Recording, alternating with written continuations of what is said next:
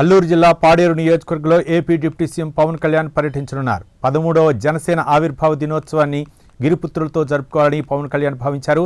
ఈ క్రమంలో స్థానిక ప్రజలతో మాటామంతి కార్యక్రమంలో పాల్గొని మధ్యాహ్నం స్థానికులతో కలిసి భోజనం చేస్తారు. ఇదే అంశంపై మరింత సమాచారం మా ప్రతినిధి నరసింహ అందిస్తారు.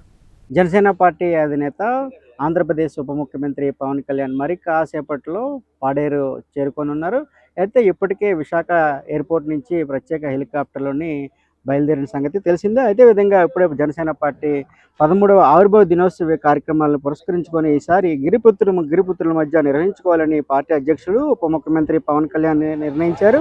అదేవిధంగా పార్టీ శ్రేణులకు ఇచ్చిన పిలుపు మేరకు గ్రామ స్థాయిలో జరిగే వేడుకల్లో భాగంగా స్వయంగా ఉప ముఖ్యమంత్రి పాల్గొననున్నారు. అదేవిధంగా పాడేరు నియోజకవర్గం నందిగరువు అనే గిరిజన గ్రామంలో మనం ఉన్నాము. అయితే ఈ వేడుకలు ఇప్పటికే ఆ యొక్క ప్రాంతాల్లో అధికారులు కూడా ఏర్పాట్లు నిమగ్నమై ఉన్నారు. అదేవిధంగా తొలుత పార్టీ ఆవిర్భావ దినోత్సవాన్ని పురస్కరించుకొని ఓనూరు జంక్షన్ నుంచి పార్టీ జెండాను ఆవిష్కరిస్తారు.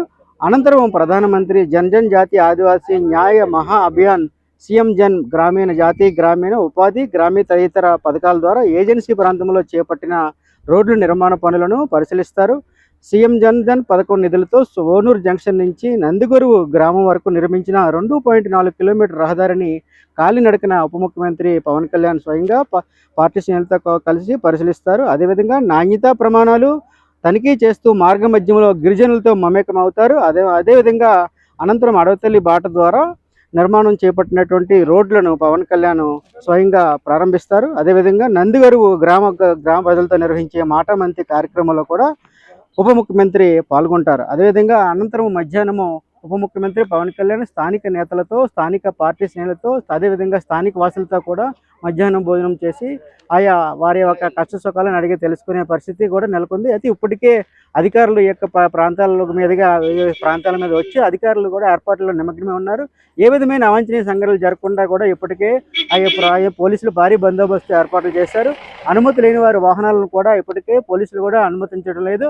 అదే వారి యొక్క పాసులను ముందస్తుగా ఉంటే మాత్రమే ఆ యొక్క గేట్ల ద్వారా ఈ పోలీసులు అయితే ప్రధాన వేదిక వరకు స్వయంగా చూస్తూనే ఉన్నాము. అదే మరి కాసేపట్లో ఇక ఇక్కడ ఈ వేదిక వరకు కూడా ఉప ముఖ్యమంత్రి పవన్ కళ్యాణ్ రానున్నారు. ఏదేమైనా స్థానికులు కూడా ఈ ప్రాంతానికి మూడోసారి పవన్ కళ్యాణ్ రావడం కూడా ఈ యొక్క ఆశ్చర్యం వ్యక్తం చేస్తూ, అదేవిధంగా వారి యొక్క రాకను కూడా స్వాగతిస్తున్నట్టుగా పరిస్థితి కూడా నెలకొంది. ఏదేమైనా కూడా కాసేపట్లో ఈ యొక్క వేదిక వరకు పవన్ కళ్యాణ్ రానున్నారు. కెమెరామెన్ అరుణ్తో నరసింహ, ప్రైమ్9 పాడేరు.